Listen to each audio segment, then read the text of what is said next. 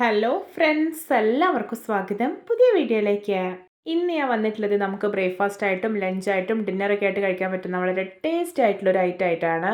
അപ്പോൾ ഞാൻ ഇന്നിവിടെ ഉണ്ടാക്കാൻ പോകുന്നത് എഗ് പറാത്തയാണ്. വീഡിയോ കണ്ടിട്ട് ഇഷ്ടപ്പെടുവാണെങ്കിൽ ലൈക്ക് ചെയ്യുക, ഷെയർ ചെയ്യുക, കമൻറ്റ് ചെയ്യുക, ചാനൽ സബ്സ്ക്രൈബ് ചെയ്യാനും മറക്കരുതേ. അപ്പോൾ നമുക്ക് നേരെ വീഡിയോയിലോട്ട് പോകാം. നമുക്ക് ആദ്യം തന്നെ ചോറ് അരച്ചെടുക്കാം. ഞാനിവിടെ ഒരു ഗ്ലാസ് വെള്ളക്കുറുവയുടെ ചോറാണ് എടുത്തിട്ടുള്ളത്. അതൊരു മിക്സിയുടെ ജാറിലേക്ക് ഇട്ട് കൊടുക്കാം. ഇനി നമുക്കിതിലോട്ടൊരു അര ഗ്ലാസ് വെള്ളം ഒഴിച്ചു കൊടുക്കാം. എന്നിട്ട് നന്നായിട്ടൊന്ന് അരച്ചെടുത്ത് വരാം. ഇപ്പോൾ ഇത് ഞാൻ ചോറ് നല്ല സ്മൂത്തായിട്ട് അരച്ചെടുത്തിട്ടുണ്ട്, കണ്ടോ. ഇനി നമുക്കിതൊരു ബൗളിലേക്ക് മാറ്റി കൊടുക്കാം. ഇതുപോലെ ഇച്ചിരി വലിപ്പമുള്ള ബൗളാണ് എടുക്കുന്നതെങ്കിൽ നമുക്ക് മാവ് കുഴച്ചെടുക്കാൻ ഈസി ആയിരിക്കും. ഇനി ഇതിലോട്ട് 2.5 ഗ്ലാസ് മൈദ ഇട്ട് കൊടുക്കാം. ഞാനിവിടെ ചോറ് അളന്ന് എടുത്തിട്ടുള്ള സെയിം ഗ്ലാസ്സിൽ തന്നെയാണ് 2.5 ഗ്ലാസ് മൈദ എടുത്തിട്ടുള്ളത്.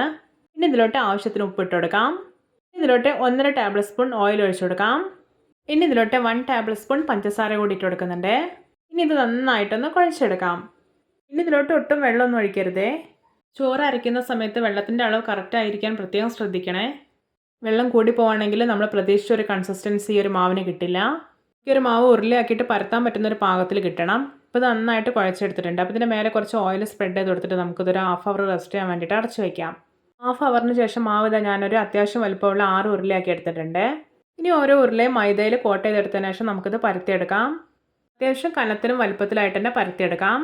വളരെ സിമ്പിളായിട്ട് തയ്യാറാക്കാൻ പറ്റുന്ന നല്ല ടേസ്റ്റി ആയിട്ടുള്ള ഒരു എഗ് പറാത്ത റെസിപ്പിയാണിത്. അപ്പോൾ എല്ലായിടത്തും പോലെ ഒന്ന് ഉണ്ടാക്കി നോക്കാം കേട്ടോ.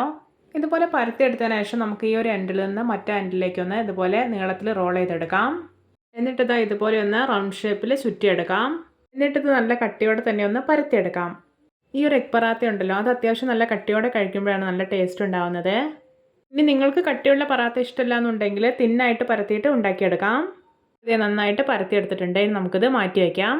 ഇനി നമുക്കൊരു എഗ് മിക്സ് റെഡിയാക്കാം. അതിനായിട്ട് ഞാനിവിടെ ഒരു ബൗളിൽ 2 എഗ്ഗ് പൊട്ടിച്ച് ഒഴിച്ചിട്ടുണ്ട്. ഇനി ഇതിലോട്ട് കുറച്ച് മല്ലിയില അരിഞ്ഞിട്ട് കൊടുക്കാം. ഇനി ഒരു 2 പച്ചമുളക് ചെറുതായിട്ട് അരിഞ്ഞൂടെ ഇട്ട് കൊടുക്കുന്നുണ്ട്. ഇനി ആവശ്യത്തിന് ഉപ്പിട്ട് കൊടുക്കാം. എന്നിട്ട് നല്ലപോലെ ഒന്ന് മിക്സ് ചെയ്തതിനു ശേഷം നമുക്കിത് മാറ്റി വയ്ക്കാം. ഇനി നമുക്ക് എഗ് പറാത്ത റെഡിയാക്കാം. അതിനായിട്ട് ഞാനിവിടെ ഒരു പാൻ അടുപ്പത്ത് വെച്ചിട്ടുണ്ട്. അതിലോട്ടൊരു 1 ടേബിൾ സ്പൂൺ ഓയിൽ ഒഴിച്ചിട്ടൊന്ന് പരത്തി കൊടുക്കാം. ഇപ്പോൾ ഓയിൽ നന്നായിട്ട് ചൂടായി വന്നിട്ടുണ്ട്. ഇനി നമുക്കിതിലോട്ട് പരത്തി വെച്ചിരിക്കുന്ന പറാത്ത വെച്ച് കൊടുക്കാം. എന്നിട്ടിത് തിരിച്ചു മറിച്ചിട്ടിട്ട് കുക്ക് ചെയ്തെടുക്കാം.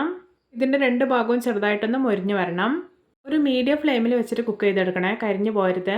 ഇപ്പോൾ ഇത് പാകമായിട്ടുണ്ട്. ഇനി ഇതിൻ്റെ മേലേക്ക് നമ്മൾ മിക്സ് ചെയ്ത് വെച്ചിരിക്കുന്ന എഗ് മിക്സ് ഉണ്ടല്ലോ, അതൊരു തവി ഒഴിച്ചിട്ടൊന്ന് പരത്തി കൊടുക്കാം. എന്നിട്ടിതൊന്ന് തിരിച്ചിട്ട് കൊടുക്കാം. നമുക്ക് ആദ്യം ചെയ്ത പോലെ തന്നെ ഒരു തവി എഗ് മിക്സ് ഒഴിച്ചു കൊടുക്കാം. എന്നിട്ടൊന്ന് പരത്തി കൊടുത്തതിന് ശേഷം തിരിച്ചു മറിച്ചിട്ടിട്ട് കുക്ക് ചെയ്തെടുക്കാം.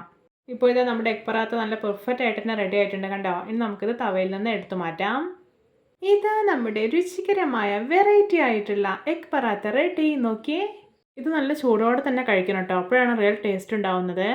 നിങ്ങൾക്കിത് ചിക്കൻ കറി, ഫിഷ് കറി, അതുപോലെ തന്നെ മട്ടൻ, ബീഫ്, വെജിറ്റബിൾ കുറുമ എന്തിൻ്റെ കൂടെ വേണമെങ്കിലും കഴിക്കാം കേട്ടോ. സൂപ്പർ ടേസ്റ്റിയാണ്. പിന്നെ നല്ല ചൂടുള്ള ചായക്കൊപ്പം കറികളൊന്നും ഇല്ലാതെ കഴിക്കാനും സൂപ്പറാണ്. അപ്പോൾ എല്ലാവർക്കും എൻ്റെ variety and tasty egg paratha recipe ഇഷ്ടപ്പെട്ടെന്ന് വിചാരിക്കുന്നു. ഇഷ്ടപ്പെട്ട ചാനൽ സബ്സ്ക്രൈബ് ചെയ്യുക, സപ്പോർട്ട് ചെയ്യുക. അപ്പോൾ ഇതുപോലുള്ള വെറൈറ്റി വീഡിയോകളായി നമുക്ക് വീണ്ടും കണ്ടുമുട്ടാം. Okay, bye bye.